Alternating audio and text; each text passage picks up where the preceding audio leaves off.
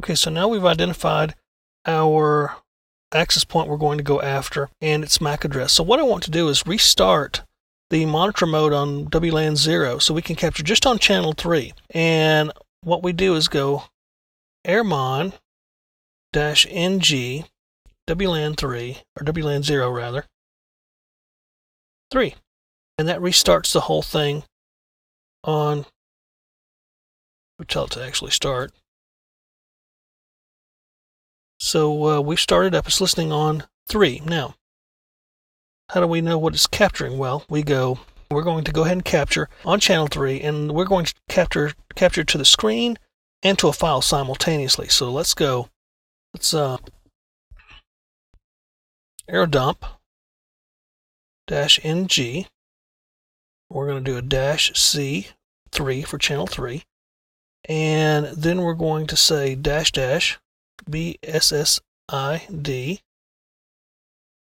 And we're going to do a $,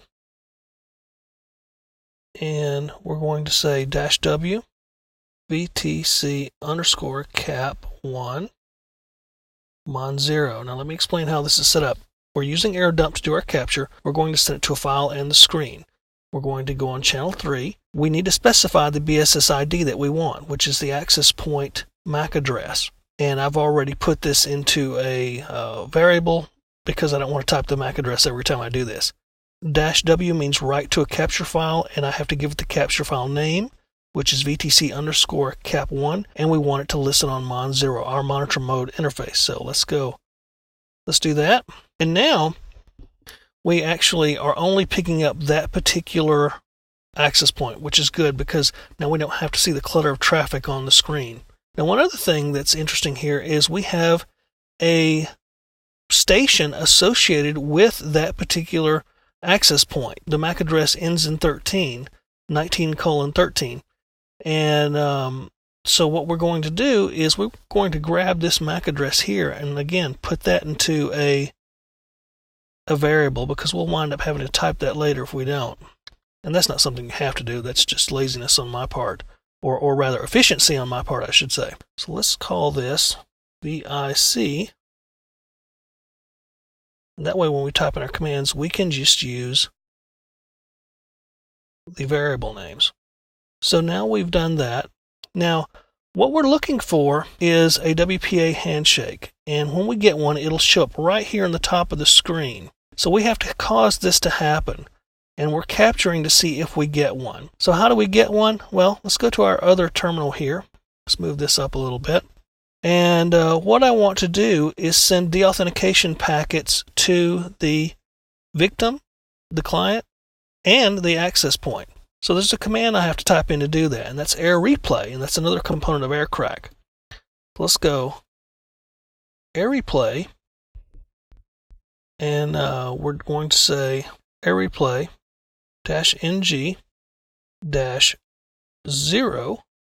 That is a deauthentication attack, and we're going to only send it one time. We could send it 10 times. Matter of fact, let's go ahead and send it 10 times. And then -A, and we have to specify the access point. And rather than type in that long MAC address, we're just going to specify our variable here. And we are wanting to put in a client also, so we're going to put in another MAC address, in this case a victim, and we have to specify mon 0 as our capture interface. So we're going to send this deauthentication. What it's going to do is it's going to send a bunch of deauthentication packets to both the client and the access point to make them deauthenticate from each other.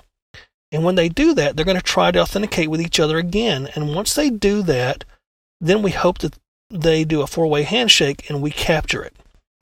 So let's bring this down a little bit, and let's enter. Go ahead and enter.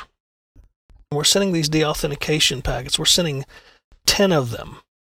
Okay, and it'll send 64 to one and 64 to the other. It actually sends 128 altogether. Now you could send just one if you want, but you may not get a good WPA handshake. Now notice up here on my capture, right here, what I got. I got a WPA handshake, and I got it to that particular BSSID. So it actually looks like I got what I was after. So now that I've got what I was after, I've got basically the hash of the WPA key. So from now on, all I really have to do is do some cracking to get that handshake cracked and get the WPA key, the password. So how do I do that? Well, in the next session, I'm going to show you. In this third part coming up, I'm going to show you how to use Aircrack to use this particular WPA handshake to get the key. So let's go ahead and take a look at that.